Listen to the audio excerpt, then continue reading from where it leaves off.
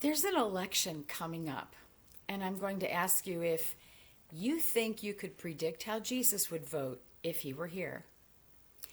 Welcome.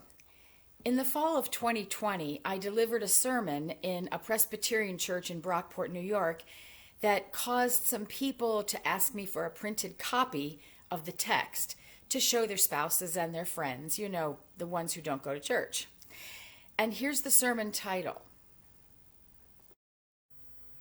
As with most printed text, there's no inflection, and that's why texting can be misunderstood so easily. Well, that and autocorrect. We could read that title, Was Jesus a Republican or a Democrat? And the answer would be one of those. Or we could read it, Was Jesus a Republican or a Democrat? And the answer would be no. Nor was he a Tory, a Whig, a Libertarian, a Communist, a Socialist, or a member of the Green Party. His whole life was about serving others and helping us all to connect with a God who is supportive and loving. He would not have fit into any one political viewpoint, and mostly neither do we.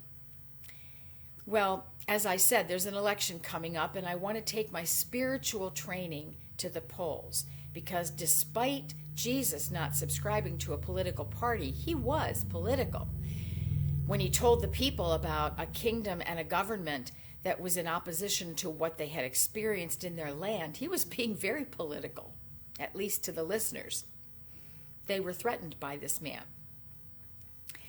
As a board member of Calm in the Chaos Interfaith Center, which is a 501c3 nonprofit organization, I'm not permitted to put political signs in my yard. I'm not permitted to tell you or anyone to vote for a particular person by name. But as a spiritual guide, I can offer some thoughts for you to consider. On Election Day, I'll be driving to the firehouse where I vote, and I'll try to get there early because I'm not a patient person waiting in lines. I will have met the candidates either by reading interviews or attending a local get-together, and I will bubble in some circles with the provided black ink pen. Now, since I do care for the well-being of others, and since I try to guard against my own ego running the show for my life, I will vote for candidates who believe that all people should have their dignity protected and that a diverse population can build a richer community and nation. I will not vote for candidates who put extra challenges in the way of my friends in marginalized populations. I will vote for those who work for accessibility into every aspect of life. I won't support a judge who won't marry a same-gendered couple or a public institution that receives my tax money but ignores the needs of a transgender teen. I will vote for candidates whose platform includes the radical idea that all people may worship in a way that fuels their personal growth. Now, because I've been instructed to love my neighbor, and everyone is my neighbor, even the people who argue with me, the people who annoy me, those who have disappointed or hurt or frightened or frustrated me. Because of the instruction to love them, I will support people who believe that every human deserves to have the medicine and care that they need. I want to emulate the part of St. Francis that understands poverty, and in today's language, that might be translated as a lack of medical insurance. Even though I know I am blessed to have been born into a country where my life has been so privileged, I will remember that the world, which contains all my fellow spiritual travelers, is bigger than the United States. This very idea is behind the Jehovah's Witnesses' refusal to sing the national anthem or pledge the flag. Their loyalty to God's government, so to speak, surmounts the idea that governments constructed by humans should command a loyalty. But this also means that Jehovah's Witnesses do not vote or hold an office in our country.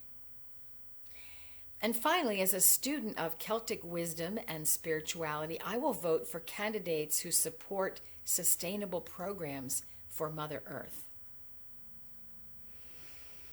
Well, that was some big soapbox I was on, wasn't it? I cannot help but take my religious training into the voting booth. I also can't help but take my biases, my prejudices, my family situation, and my personal concerns with me. And that's where I need to pay attention and see the big picture. I must not vote for the good of only myself. That would come under the category perhaps of greed. So when I ask, what can we do to change the world for better, and how can we affect a move in society where things get better for all of us, not just for each individual person, I take cues from the scripture. The scriptures from Jesus. But I also pay attention to the Buddhist Eightfold Path. The 8 ideas that all begin with the word right is what the Eightfold Path is.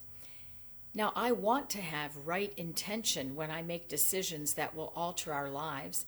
I want to have right view.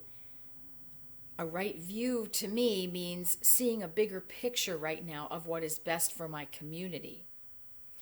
I want my elected officials to have right speech, whereby they do not slander, mock, or destroy another person with their words. I want my candidates to have a moral compass, and that comes under right action.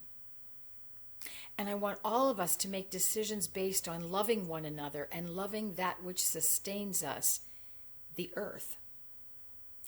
Lawrence Ferlinghetti, an American poet and social activist, just died a couple years ago, but in 2007 wrote a piece that has become quite prophetic.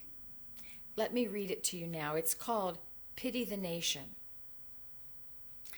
Pity the nation whose people are sheep and whose shepherds mislead them. Pity the nation whose leaders are liars, whose sages are silenced, and whose bigots haunt the airwaves. Pity the nation that raises not its voice except to praise conquerors and acclaim the bully as hero, and aims to rule the world by force and by torture. Pity the nation that knows no other language but its own, and no other culture but its own. Pity the nation whose breath is money and sleeps the sleep of the too well-fed. Pity the nation, oh pity the people who allow their rights to erode and their freedoms to be washed away. My country, tears of thee, sweet land of liberty. Our spiritual lives are so entwined with our physical, emotional, and mental lives. When our hearts are heavy with grief, we can't sleep. Our eating patterns may be altered and we have trouble concentrating. When we're physically ill, we may have no interest in planting a garden or deciding what science curriculum to teach. We are complex, and all parts of us are intertwined, just as all parts of the universe are interconnected.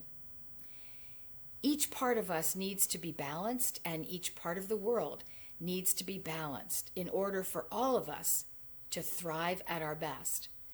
For now, that may mean taking care of ourselves so that we can help create our corner of the world into an Eden where all children are fed, all hearts are healed, person-on-person violence can cease, and we can hold hands in peace.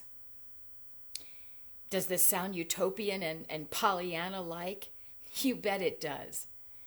But if we don't have a vision of what we want to create in our communities, we won't know where to put our feet for the next step. We won't know which bubble to fill in on the ballot. Blessings on all. Our prayer today is the poem that I just read, but I'm substituting the words with bless the nation and help the nation wherever it says pity. My apologies and my thanks to the original author. Creator of all, we come to you asking for help for the people of our world this day. Bless and help the nations whose people are sheep and whose shepherds mislead them. Bless and help the nations whose leaders are liars, whose sages are silenced, and whose bigots haunt the airwaves. Bless and help the nations that raise not their voices except to praise conquerors and acclaim the bully as hero and aim to rule the world by force and by torture. Bless and help the nations that know no other language but their own and no other cultures but their own. Bless and help the nations whose breath is money and who sleep the sleep of the too well-fed. Bless and help the nations of the people who allow their rights to erode and their freedoms to be washed away. My world, tears of thee, may we all eventually know sweet liberty. Our music recommendation today is a relaxation from our thoughts of voting and our country's ill health. The sounds are to relax and heal each of us, and they're made from bowls, glass bowls. The bowls create vibrations. Their frequencies are all planned to heal us, to help us relax. The repetition of the patterns, coupled with the particular frequencies, adds to our body, mind, emotional, spiritual health. Blessings. Namaste.